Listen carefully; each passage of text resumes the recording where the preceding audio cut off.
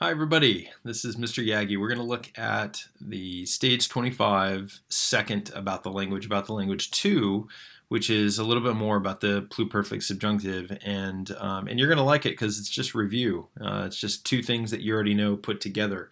And so let's go to the book. Let's take a look at what the book shows us, and we can see here in the first part, we're just remembering that back in stage 24, we learned about the imperfect subjunctive and the pluperfect. And remember that the imperfect subjunctive was kind of nice because all we did really was take the infinitive, so here latere, and then we just added the personal ending. And we've seen T and NT so far. For the pluperfect, a little bit more complicated in terms of morphology, but it looks so unusual that we've found that it's pretty easy to remember.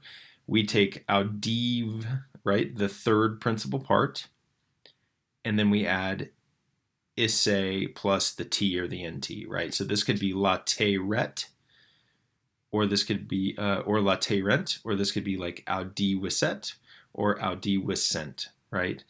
Here it's a t because it's when the centurion had heard. NT here because it's when or where the Britons were lying hidden. So far, we apply those two rules just to the third person, right? T, third person singular, he, she, or it, or NT, they. And this about the language is really just showing you, hey, look, you can use any of our personal endings here. So look, here's portare, and notice for the imperfect subjunctive, we're taking that infinitive again, portare, and here's the T, and here's the NT. But notice that, we can make these any persons that we need, right? So here's the M, think of like porta bomb, right? I was carrying, that M from the imperfect. So here portare plus M is I, because it's first person, I was carrying. Portare plus S, you were carrying. He or she or it was carrying. Mus, we were carrying. Tis, y'all were carrying. And NT, they were carrying. For the pluperfect, same exact thing, guys. So we saw a third principal part plus isse, and then we added a T and an NT in the last stage.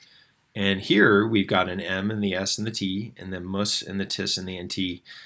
So I had carried, you had carried, he had carried, we had carried, y'all, you plural, had carried, they had carried. So that's it. It's the same rules that we already know for how to form the imperfect subjunctive plus the M and the S and the T to make all of the different persons for I had carried or I was carrying, you had carried, you were carrying, etc. So we're just taking those two rules that we know and we're adding them together. Okay? That's it.